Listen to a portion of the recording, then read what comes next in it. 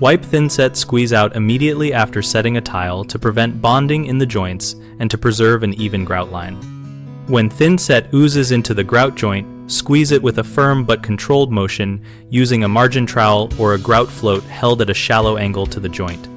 Keep the tool moving along the joint so you remove excess before it skins over. For narrow joints, use a notched trowel edge or the rounded end of a grout float to guide the Thinset back into the bed without digging out the mortar beneath the tile. If the Thinset has partially set and is stringy wet, score the surface gently with a flat scraper and then wipe with a damp sponge, making short overlapping strokes. Avoid circular motions that smear Thinset into the joint. For fully cured squeeze-out, you must mechanically cut it out with a grout saw or a carbide scraper, taking care not to chip the tile edges, then vacuum debris and regrout. Control squeeze-out proactively by using the correct mortar bed thickness and working in smaller sections so you set tiles and clean joints within the Thinset open time. Keep clean water and multiple sponges and a bucket at hand, and change the water frequently so you are always wiping with a clean sponge.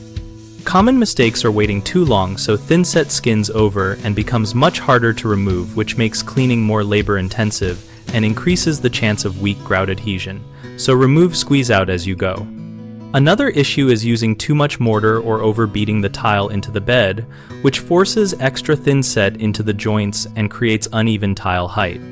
Use consistent pressure and proper mortar notch size to match tile size and substrate. A final concern is smearing Thinset with a dirty sponge, which deposits residue into the joints and causes grout discoloration. Prevent that by swapping sponges often and using a clean, damp sponge for final passes. BigHomeProjects.com connects homeowners with local contractors and lets us share project photos and advice with a community of fellow renovators. Our discussion community helps us ask questions, read real experiences, and find contractors who are actively working in our area.